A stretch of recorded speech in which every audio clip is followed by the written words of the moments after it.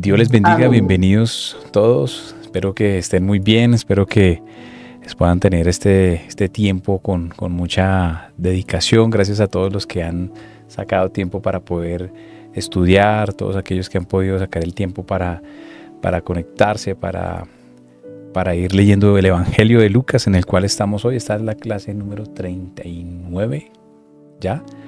Y bueno, pues ha sido de gran bendición para todos nosotros. Espero que los que tal vez nos estén viendo, creo que hay amigos y hermanos que están por allá en Cuba.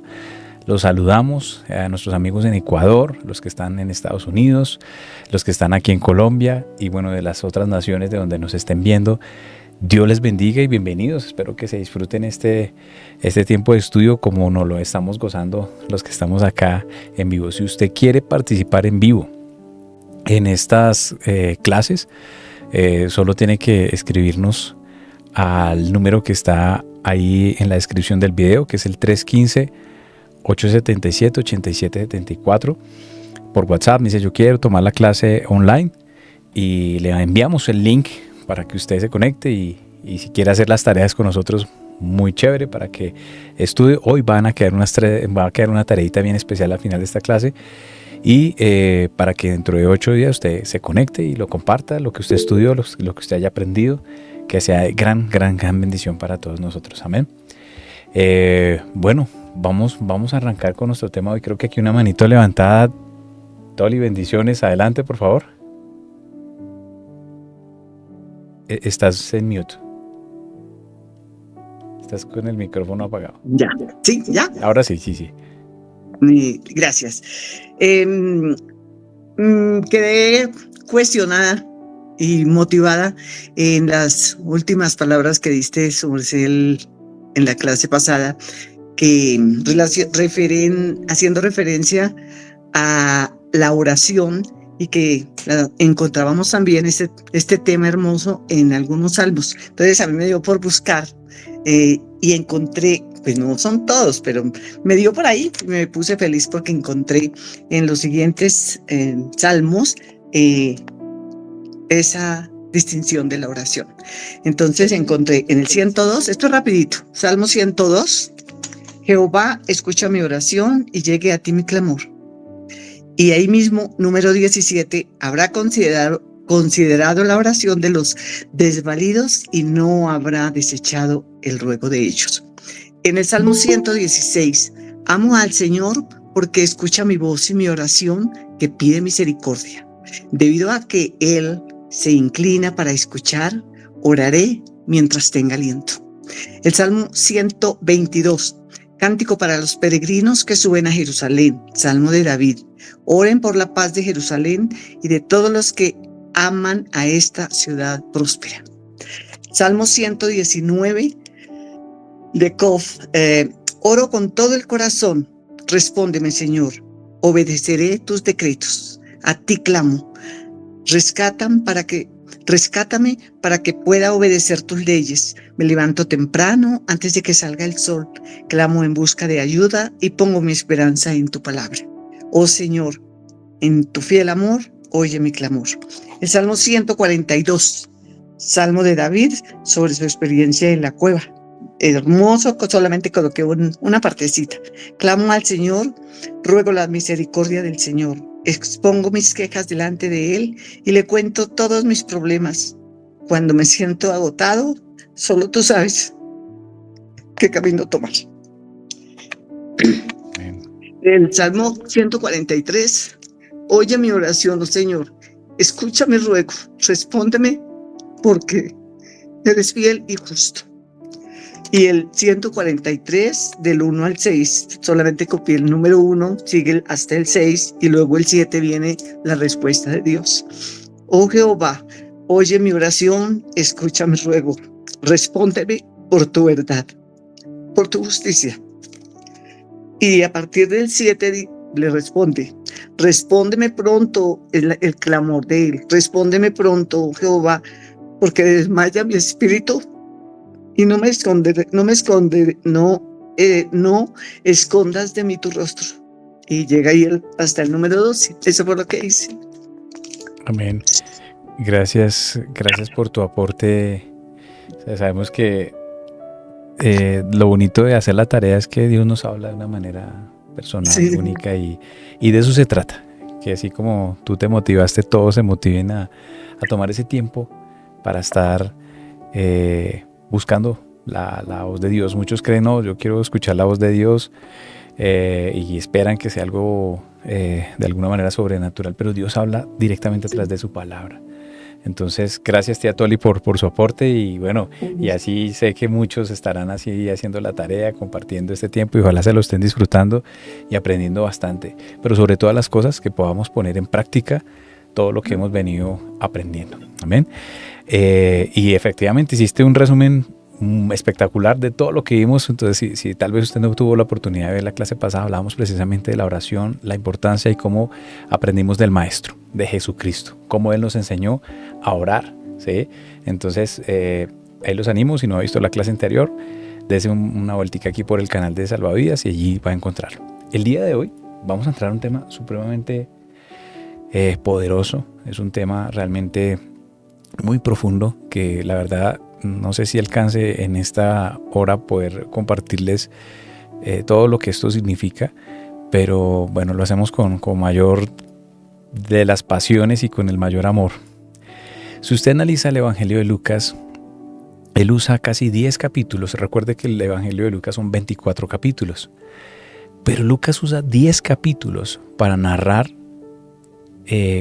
todo el diario, todo el viaje de Jesucristo hacia la cruz, todo lo que él narraba respecto al propósito, a la razón de ser por la cual él vino a la tierra, a ofrecer su vida por nosotros, ¿sí? Y gran parte de estos capítulos los encontramos precisamente en Lucas. Los 4 evangelios lo hablan, pero Lucas hace un énfasis interesante, 10 capítulos mostrando a que eso iba a ocurrir. Sí, porque muchos agnósticos, personas que tal vez hoy no creen que Jesús es Dios, que Jesús es nuestro Salvador, piensan que simplemente eso fueron casualidades, pero el Evangelio de Lucas, como los demás, nos muestran que Él lo dijo desde el principio, ¿sí? Que estaba en su corazón, estaba planeado que iba a suceder, y Él lo anticipó, Él lo profetizó, ¿sí? Y podemos atrevernos a que el corazón de Lucas era mostrar y enfatizar y narrar la progresión inevitable de que Jesús iba a ir a la cruz. Ese fue el propósito principal del Señor, la razón por la cual vino a la tierra, ¿sí? Y vamos a ver a continuación algunos de los versículos que están en Lucas, que nos enfatizan y nos muestran que Jesús no iba a ser detenido, que ese plan se iba a cumplir para la salvación de todos nosotros, los que éramos pecadores, y ahora Él nos santifica, nos aparta para Él, a todos los que creemos. Lucas 19:10 dice que porque el Hijo del Hombre vino a buscar y a salvar lo que se había perdido. Y eso es una promesa para usted hoy. Él vino a buscarte, Él vino a salvarte porque te habías perdido, y ahora Él te halló. Amén. Y vamos a ver algunos versículos, como Lucas capítulo 9, versículo 22, que dice así la palabra de Dios. Y diciendo, es necesario que el Hijo del Hombre padezca muchas cosas y sea desechado por los ancianos, por los principales sacerdotes y por los escribas, y que sea muerto y resucite al tercer día. Aquí estamos viendo la primera vez que el Señor está profetizando de su muerte. Él está hablando del evento que va a suceder, confirmando las Escrituras, todo el Antiguo Testamento, todos los libros de la Torá, de los Salmos, de los profetas, nos muestran efectivamente que en Cristo Jesús se cumplen todas las profecías. Y Él lo anuncia, Él mismo lo dice, que el Hijo del Hombre iba a padecer muchas cosas y que iba a ser desechado por los ancianos, por los principales, por los sacerdotes, por los escribas, los que conocían o los que parecía que entendieran o sabían lo que estaba escrito. Y todo este contexto de Lucas 9:22 es en un momento clave del Evangelio de Jesús.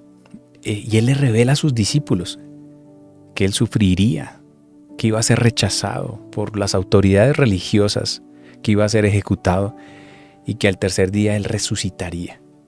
Y este versículo marca el ministerio, principalmente la columna vertebral del ministerio de nuestro Señor Jesucristo, al ser él identificado como el Mesías. Y de hecho Pedro fue quien lo confirmó a través de la revelación que el Padre le dio en Lucas 9:20. Y él declara, confirma que Él es el Mesías y que Él debía sufrir y debería morir. ¿Sí? Bueno, aquí vamos a ver, digamos que hay unos mensajes de reflexión bien importantes donde Él nos invita, el Señor nos invita a que tengamos una reflexión sobre la importancia del sacrificio de Jesús en nuestras vidas y el verdadero costo que esto llevó por nuestros pecados.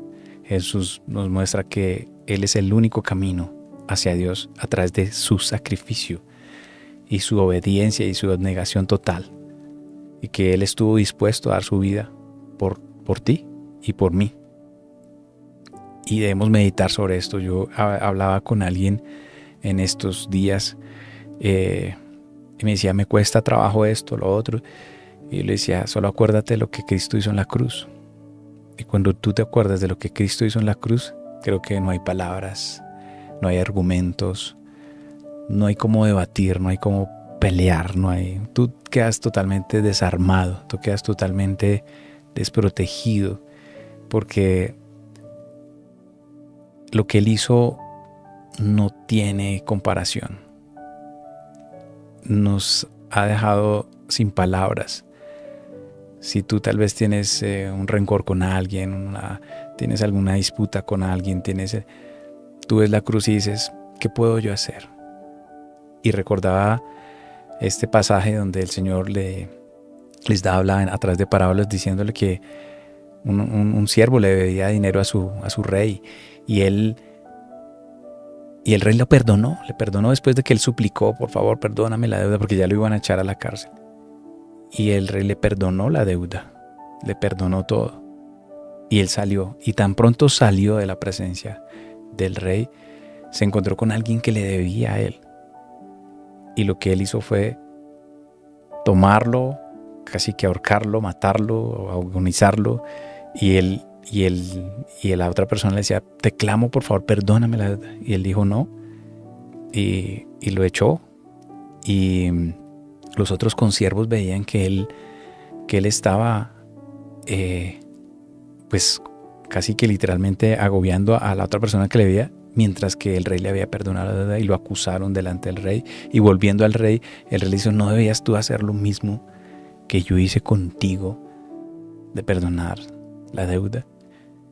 Y cuando nosotros miramos la cruz, decimos, ¿cómo nosotros podemos decir a algo o a alguien que no podemos perdonar cuando Él perdonó todo de nosotros, aun siendo nosotros enemigos de Dios, aun siendo nosotros esclavos, aun nosotros viviendo en oscuridad, aun nosotros estamos perdidos, condenados? Y Él nos amó primero y entregó su vida por nosotros. Entonces creo que allí hay un mensaje bien importante, y es que cada vez que se nos dificulte algo, mires la cruz y mira lo que Él hizo por nosotros. Y hoy vamos a ver un tema muy, muy, muy importante, y es todo lo que el Señor planeó y sufrió en la cruz. La palabra hijo de hombre, si nosotros vemos un poco lo que es el griego, es ous tou autoropou, que significa hijo de hombre, y esto lo que muestra es que es el título mesiánico que alude a la humanidad de Jesús y su identidad divina. ¿Sí? Cuando vamos a mirar por allí el libro de Daniel, en el capítulo 7, en el versículo 13, vemos que es allí donde se empieza a usar por primera vez la palabra hijo de hombre. ¿Sí? Jesús lo usa en un contexto de sufrimiento, destacando que Él era hombre, que era lo humano, que Él era sensible, que Él sentía lo mismo que nosotros sentimos hoy día. Y lo resalto porque es clave esta palabra. También Él fue rechazado, como acabamos de leer en Lucas 9:22. Significa que fue declarado inadecuado, indigno. Se enfatizó en el rechazo, y especialmente por los líderes religiosos de esa época, por los ancianos, los principales, los sacerdotes, los escribas. Fue reprobado, lo desecharon, lo condenaron. Y bueno, aquí esta palabra, que no la va a mencionar, dice también que es apocteino, que lo que básicamente nos dice es que él enfrentó esta situación a causa de nuestro pecado. Y resucitó, que es nuestra gran fe y nuestra gran promesa, y es que Él vive hoy día. Esta palabra resucitar significa levantarse o resucitar. Dios lo levantó, lo resucitó, ¿sí? Y es nuestra esperanza. Eso es lo que significan estas palabras. Ahora vemos dentro de Lucas 9:23, que es el siguiente versículo, dice: y decía a todos, si alguno quiere venir en pos de mí, niéguese a sí mismo, tome su cruz cada día y sígame.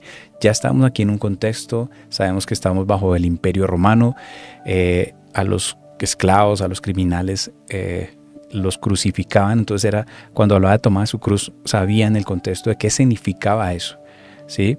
De literalmente morir. Y en Lucas 9:23 el Señor extiende este mensaje ratificando el sacrificio que para aquellos que deseamos seguirlo, de dejar cosas, de apartarnos de cosas, pero sobre todo centrarnos en seguirlo a Él. Y no solo a los discípulos, a los 12, sino pues a todos nosotros. El mensaje es para todos nosotros. Y ya nos anuncia, Lucas 9:23 nos anuncia su sufrimiento y su muerte. Él ya estaba proclamando nuevamente que esto iba a pasar. Y es un cumplimiento profético de lo que iba a suceder. Acá vemos también en Lucas 17:25, dice la palabra: pero primero es necesario que padezca mucho y sea desechado por esta generación. En el contexto de Lucas 17:25 forma parte de toda la enseñanza de Jesús sobre la venida del reino de Dios. Los fariseos habían preguntado: ¿cuándo vendría el reino? Y Jesús les respondió que el reino ya estaba presente en ellos, en Lucas 17, 20, 21. Y luego se dirige a los discípulos para explicar, digamos, esos desafíos, esas tribulaciones que vendrían antes de la manifestación completa del reino de Dios. Y Él indica que el Hijo del Hombre, haciendo referencia a Él mismo, debía sufrir mucho y de ser rechazado. Algo que debía suceder antes del regreso de su gloria. Y este versículo anticipa el rechazo y el sacrificio que Jesús enfrentaría en Jerusalén, así como el rechazo continuo de la generación de ese tiempo tendría hacia Él y hacia su mensaje, y de hecho que tiene hasta el día de hoy, porque muchos se han levantado negando y rechazando la palabra de Dios. El mundo lo rechaza. Aquí vemos más adelante en Lucas 18:31, dice: tomando Jesús a los 12, les dijo: he aquí subimos a Jerusalén, y se cumplirá todas las cosas escritas por los profetas acerca del Hijo del Hombre, pues será entregado a los gentiles, y será escarnecido, y afrentado, y escupido. Y después que le hayan azotado, le matarán, mas al tercer día resucitará. Esto ocurre cuando Jesús y sus discípulos están camino a Jerusalén, acercándose al cumplimiento de esa misión, de ese propósito. En ese momento Jesús comienza a preparar a sus discípulos para que lo que pronto va a ocurrir, su sufrimiento, su muerte y su resurrección, ellos sean conscientes de eso que iba a pasar. Este anuncio es uno de varios que Jesús hace en los evangelios sobre su destino, y enfatiza de lo que va a suceder, que no es un accidente, sino simplemente es el cumplimiento de las profecías sobre el Mesías. Y vemos cómo los discípulos al principio no comprenden, Ellos dicen, pero ¿qué significa esto? Porque ellos en su cabeza tenían la expectativa que el Mesías iba a ser diferente, que el Mesías iba a ser un rey terrenal que iba a derribar el imperio romano y los iba a libertar de ese gobierno. Pero hemos entendido que efectivamente él viene siendo rey eterno para siempre, y no solo ese imperio, sino sobre la eternidad. Por lo tanto, él sí cumplió su palabra, ¿sí?, de que nos iba a libertar a todos nosotros, no solo de ese imperio. Amén. Vemos también en Lucas 24:25, dice la palabra: entonces él les dijo: oh insensatos y tardos de corazón, para creer todo lo que los profetas han dicho.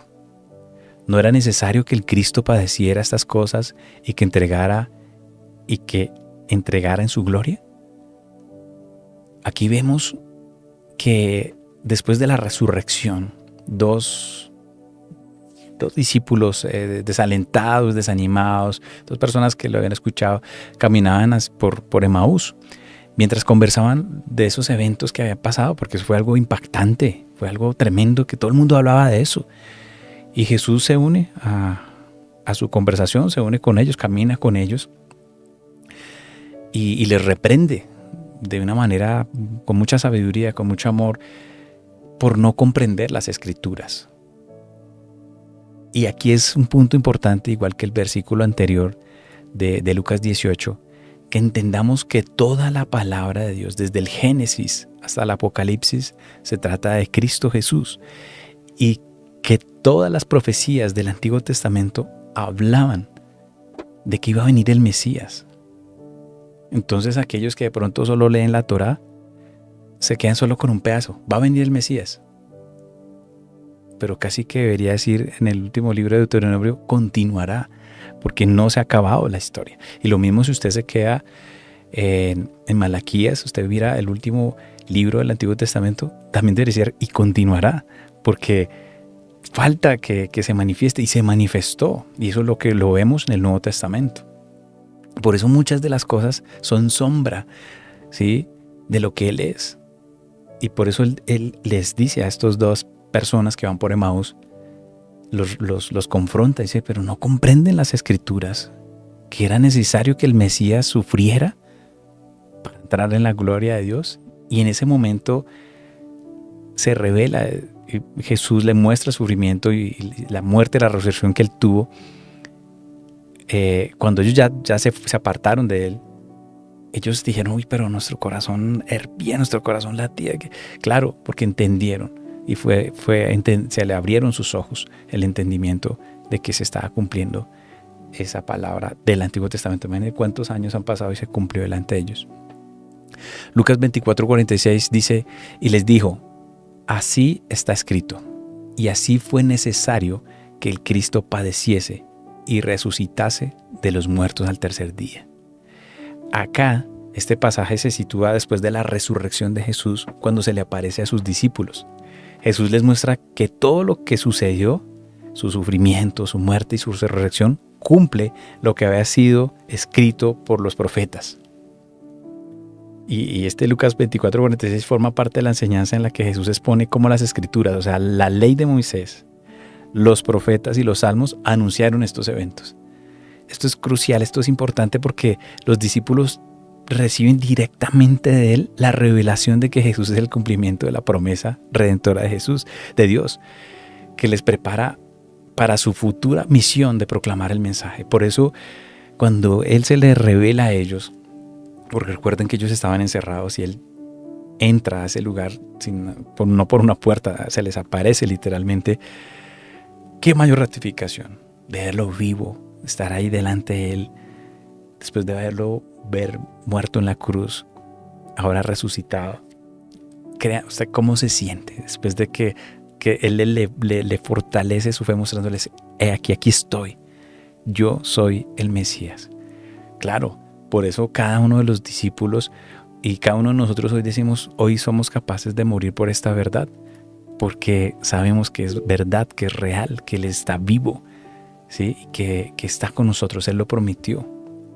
Entonces vamos viendo cómo cómo aquí se aviva la fe de estos hombres o claramente la de todos nosotros por lo que Él está haciendo. Ya en algunos cursos anteriores vimos las pruebas y las evidencias de que Él resucitó, pero acá esta es contundente para poder avanzar en nuestro tema. Conchita, bendiciones. Adelante, por favor.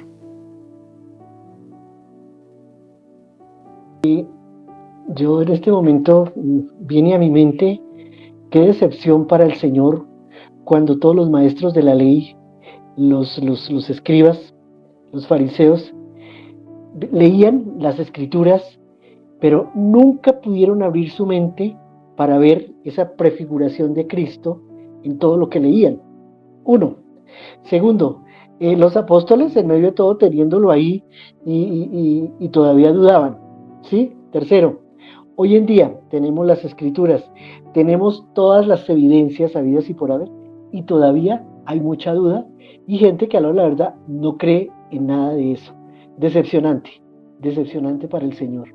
Eso me da tristeza a mí porque tenemos todos los elementos, tenemos todas las cosas y aparte de eso nos negamos a creer. Es duro. Pobres nosotros los que estamos de verdad en esa situación. Señor, qué pesar, tan lindo que es Él y nosotros todavía como que no creemos.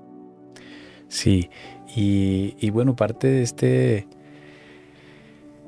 andar, porque Él ya sabe quiénes sí, quiénes no, pero bueno, seguiremos cumpliendo la tarea de compartirles a todos, ¿sí? Solo Dios sabe quién va a ser salvo, pero ojalá podamos hacer más adelante un programa de las evidencias arqueológicas e históricas de los eventos de la Biblia. Ya estamos armando un contenido, más adelante esperamos poder tenerlo más completo para hacer todo un recorrido, porque esto nos muestra realmente que nuestra fe no es ciega, nuestra fe no es, yo creo, no, hay mucha evidencia científica, histórica y arqueológica que nos puede ayudar a abrir y debatir para aquellos que tal vez hoy dudan, ¿sí? Y que el Señor, nosotros hacemos nuestra parte y que Él haga su parte. Vamos, gracias, Conchita. Aquí vamos a entrar a una parte bien importante y es cómo fue las últimas horas de nuestro Señor en la cruz, o bueno, más bien en su recorrido hacia la cruz. Cuando Jesucristo fue crucificado, había estado despierto aproximadamente 36 horas. Había durado 36 horas sin dormir.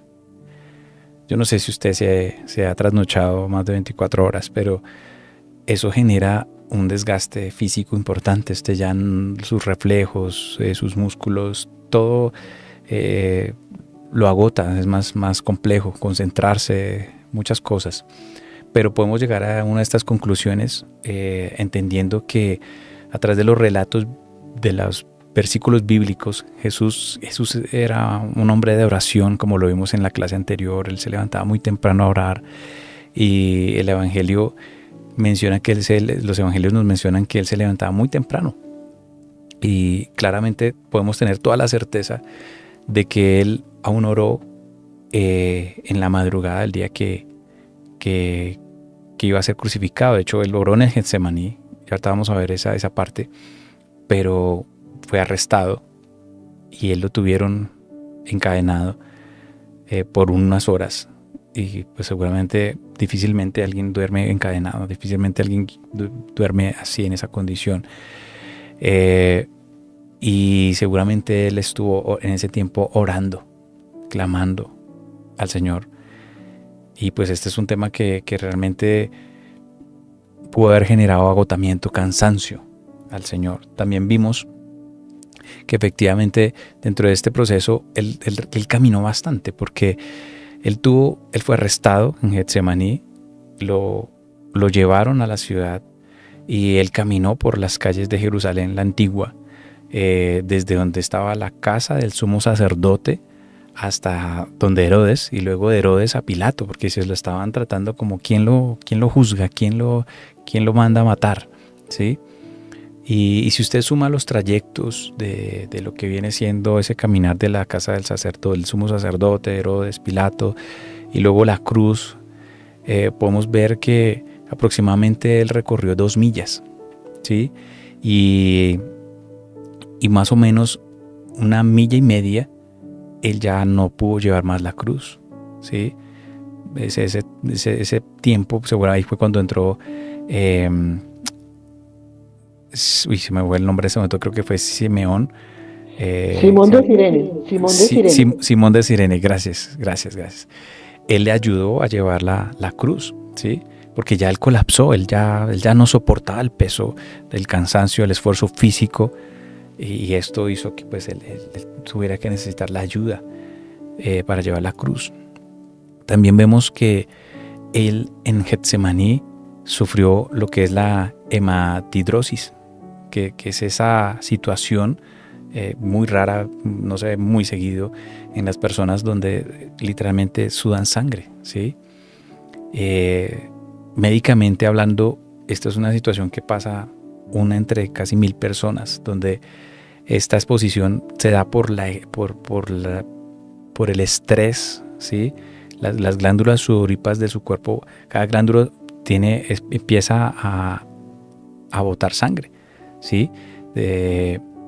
Y básicamente la persona pues tiene este efecto por la carga, por el estrés. Entonces imagínense a qué punto llegó el Señor de llevar a esta situación allá cuando Él estaba orando y clamando al Padre, cuando Él le dice, pasa de mí esta copa, pero que no se haga mi voluntad sino la tuya, porque Él sabía de antemano todo lo que iba a venir, todo lo que iba a suceder.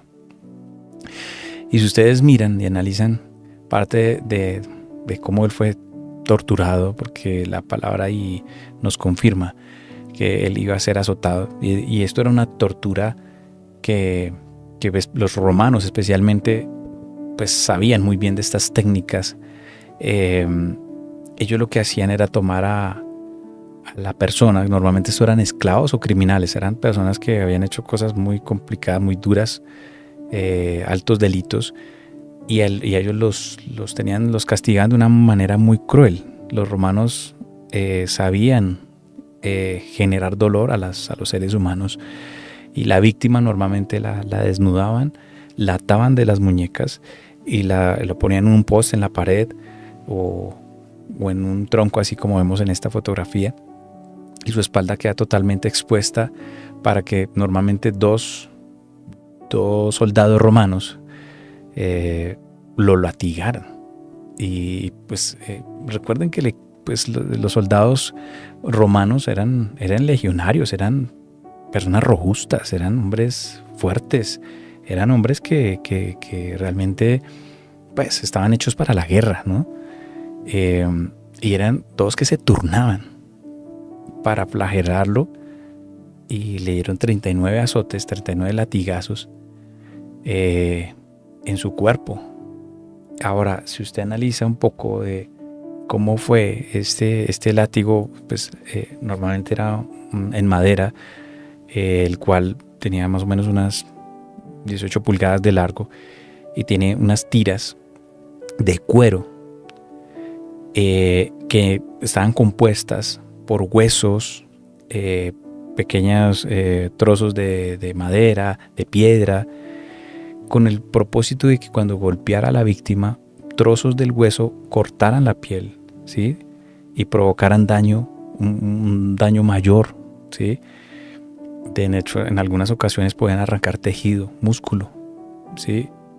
Y esto lo hacían precisamente con el propósito de generar dolor, pero no matar. O sea, los romanos se especializaron en este tipo de torturas. De hecho, podemos creer que el Señor pudo haber sido desmembrado en algunas partes de sus músculos, de su piel, por este tipo de herramientas, de armas que se tenían. Muchos de estos casos se habla con los eruditos, los históricos, que básicamente la persona queda moribunda, pero seguramente por los tiempos climáticos que habían en ese tiempo, seguramente el Señor no se desangró por el clima, por el frío. Claramente el músculo de todas sus llagas quedaron abiertas, y el clima hacía que tal vez que no pudiera desangrarse tan rápido como tal vez uno se imagina. Pero esto adicional a la humillación, ¿sí? Y la vergüenza pública, porque estaba totalmente expuesto, desnudo, a esa tortura tan fuerte. Sabemos que él fue golpeado. Los evangelios nos muestran que a él golpearon en su cara. Por eso le preguntaban: dinos quién te golpeó. Dinos quién te golpeó. Y vemos efectivamente que le pusieron una venda para no ver. Y se burlaban de él, diciéndole que pues, si era el Mesías, si era el Cristo, pues que le dijeran quién profetiza, quién te golpeó, ¿sí? Claramente sus ojos, seguramente por los golpes, pueden haber estado cerrados, ¿sí? Débiles, hinchados. Sin duda su nariz seguramente fue golpeada. Y pues vemos que esos fuertes golpes de estos soldados pues lo transfiguraron totalmente. Su cara se la destruyeron. También vemos la corona de espinas que la hicieron para burlarse de él, de que era el rey de los judíos. Y bueno, los que han estudiado un poco en detalle este tema muestran que la corona de espinas con la que fue hecha eran de plantas con espinas muy largas, casi 3-4 centímetros de largo. Entonces, claro, al hacer esta corona, cualquier cosa que pudiera tocar, pues le iba a generar heridas en su cabeza, ¿sí? Se habla de entre 300 y 400 heridas punzantes en su cuero cabelludo debido a las espinas. Y todo esto fue antes de que lo crucificaran. Todo este dolor, toda esta situación. De hecho, hay una parte donde se menciona que lo golpean con un palo, ¿sí? Entonces, estamos viendo que todas estas torturas, esto de los romanos en su especialidad de saber generar dolor,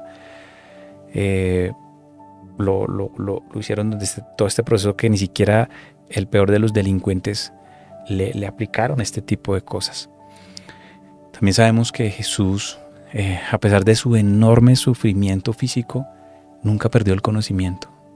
De hecho, nunca mostró signos de incoherencia o de que él perdiera hablar a cosas incorrectas. Nada. Ustedes miran los evangelios como él hasta el último momento es consciente total de todo lo que le ha pasado.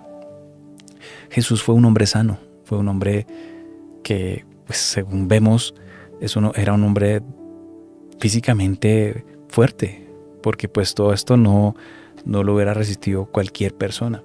Pero no solo físicamente, sino mentalmente, él estaba, digamos, listo, preparado para toda esta situación. Él fue colgado en la cruz, enfrentó dificultades para respirar, ya que la posición que estaba requería un esfuerzo constante para poder exhalar, ¿sí? Cada palabra que dijo fue un sacrificio doloroso. Su espalda lacerada, por lo que vimos ahorita, pues le rozaba con la madera, con la cruz. Cada movimiento, cada respiración intensificaba el dolor, el sufrimiento que él tenía. Y también vemos que pues él es traspasado con una lanza que al final pues dice la palabra que derramó agua y sangre.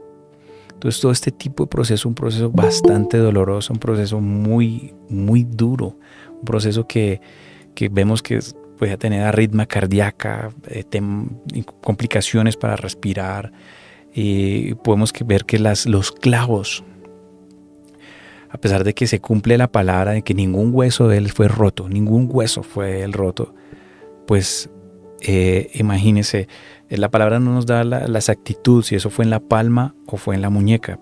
Se habla de mano como tal, pero muy probablemente la palma pudo haber sido donde entró el clavo, y el peso, sostener el peso, era algo supremamente doloroso.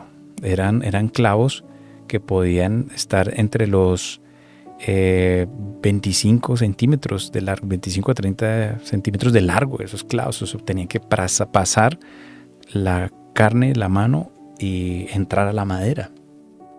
Entonces, claramente es un sufrimiento muy duro, un sufrimiento bastante, una agonía muy dura que el Señor pagó.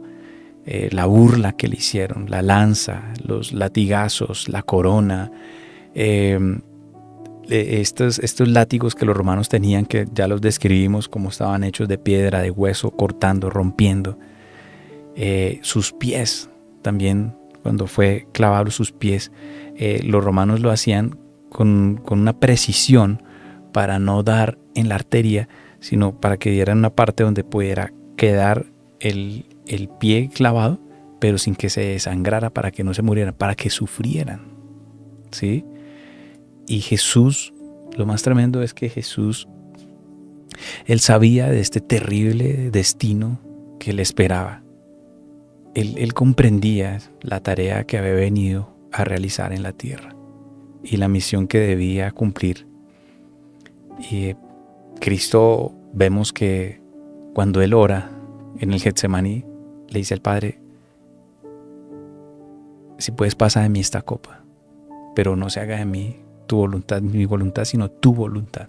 Él, a pesar de todo lo que ya sabía que iba a suceder, Él lo hace en obediencia a su Padre. El de la tortura, los sufrimientos, las humillaciones, las palabras, que creo que a veces duelen más. Él oraba en Getsemaní diciendo: Padre, haz tu voluntad. Haz tu voluntad.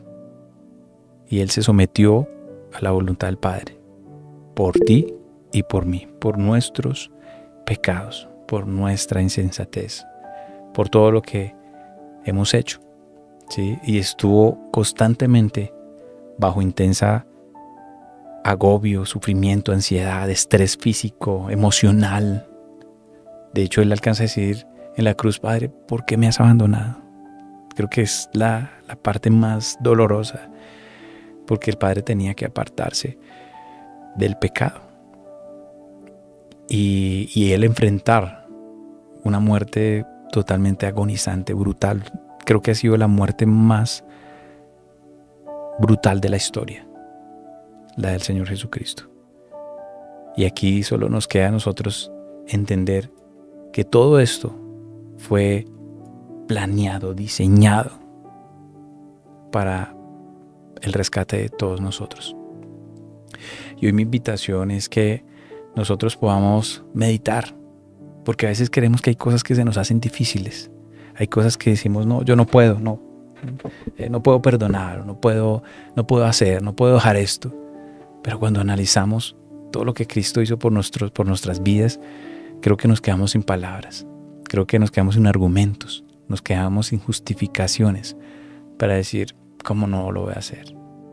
¿Cómo puedo yo rechazar tan tremendo regalo que el Señor nos ha dado? Él no tenía por qué hacerlo. Él no tenía por qué hacerlo y lo hizo por nosotros. Yo quiero invitarlo en esta noche para que podamos hoy orar, para que hoy nosotros podamos hoy pedirle a Dios que cada vez que tratemos de desviarnos, que tratemos de apartarnos, Él nos muestre la cruz, Él se revele en la cruz, Él nos muestre lo que ha hecho con nosotros, para que quite todo argumento, para que quite todo aquello que tal vez se ha levantado en contra de su palabra, en contra de su verdad, y podamos vivir una vida genuina, real, en Cristo Jesús. Señor, hoy yo te doy gracias por tu sacrificio maravilloso en la cruz, Padre. Gracias por tu Hijo Jesús. Gracias por todo lo que has hecho en nuestras vidas. Gracias porque aún no mereciendo, Señor, todo lo que has hecho por nosotros, hoy reconocemos que tú eres Dios. Hoy reconocemos, Señor, que tú moriste en la cruz por nuestros pecados, que tu sangre, Señor, hoy nos lava de todo pecado. Y hoy te pedimos, Señor, que nos permitas entrar con acción de gracias a tu presencia, Señor, que perdones todos nuestros pecados. Te pedimos, Señor, que nos ayudes en nuestro día a día, en esas situaciones que no hemos podido soltar, en aquellas situaciones que no hemos podido superar. Que tu Espíritu Santo nos ayude, Señor, a poder superarlo, a madurar, a ser maduros, Señor, en ti. Que podamos ya comer vianda, no seguir tomando leche, sino que crezcamos, Señor. Te pido, Padre Santo, que nos ayudes, porque no podemos en nuestras propias fuerzas. Dependemos totalmente de ti. Dependemos de ti, Señor. Y queremos que nos recuerdes, cada vez que se presente una situación, venga a nuestra mente esta imagen, Señor, de que tú lo diste todo en la cruz del Calvario por nosotros. Y que hecho está. Que tú lo cumpliste todo, cumpliste los profetas. Todo lo que está escrito en los Salmos, en la ley de Moisés, todo se cumple en ti. Que tú ya lo hiciste todo, Señor, consumado es. Que no hay nada más que agregarle a la cruz, que no hay que más agregarle a tu sacrificio. Que hoy vivimos y confiamos en ti, Señor, en que tú vas a volver por nosotros, por tu iglesia, por tus hijos. Que tú nos llevarás, Señor, que nos has dado la promesa para vivir eternamente contigo, aun cuando no merecíamos, por gracia nos has dado este regalo tan maravilloso, Señor. Y de gracia lo recibimos, de gracia lo damos, Señor. Hoy te pedimos, Padre Santo, que a partir de hoy podamos, Señor, confirmar que hemos nacido de nuevo, que las cosas viejas pasaron y que ahora las cosas son hechas nuevas. Nuestra vida, Señor, que vivamos conforme a ti, conforme a tu sacrificio, conforme a tu vida. Que podamos, Señor, a partir de hoy ser personas distintas, diferentes. Que podamos crecer, Señor, conforme a tu palabra. Gracias, Señor, por este tiempo. Gracias por tu palabra. Gracias por las promesas. Gracias por el cumplimiento de tu palabra. Gracias, Padre. Gracias, Señor Jesucristo. Gracias, Espíritu Santo. Gracias, Señor, por cada familia, cada persona que está viendo hoy este estudio. Te pedimos, Padre Santo, que podamos ponerlo en práctica cada día, Señor. Y recordemos lo que tú hiciste por nosotros. En el nombre de Cristo Jesús. Amén y amén. Amén. Amén. Amén. Bueno, Amén, amén. yo solo les quiero ya para invitar, dejarles una pequeña tareita para la próxima clase. Y es que usted pueda estudiar respecto a estas tres preguntas. Lo primero es Lucas 16:1-14, que es dicen algunos teólogos que son las preguntas difíciles de Lucas, del Evangelio de Lucas. Y es, ¿por qué se habla de un mayordomo tramposo? Pareciese que el mayordomo tramposo está avalado. Bueno, investiguemos sobre eso y el próximo martes charlamos sobre eso. Lo segundo es Lucas 22:19-20. Dice, este es mi cuerpo. Y cuando hablamos de esto, bueno, léalo, va a leerlo y va a entender el contexto, pero es una de las preguntas también que hay que analizar, ¿sí? Algunas religiones, bueno, pues digamos que ellos toman esto para hablar sobre el cáliz y sobre otras cosas. Entonces, hablemos muy bien sobre esto, qué dice la palabra. Y Lucas 22:36, defensa armada. Entonces, lleves estos tres versículos, léalos, estúdialos, medítelos, reflexiones, órelos. Y el próximo martes, si Dios nos permite, nos vemos y vamos a empezar la clase hablando de esto. Perfecto. Espero que este tema de hoy nos lleve a todos nosotros a meditar, a ser transformados a través de este maravilloso regalo que el Señor nos da a través del sacrificio de su Hijo Jesucristo. A todos, Dios les bendiga. Un abrazo. Cuídense mucho. Shalom.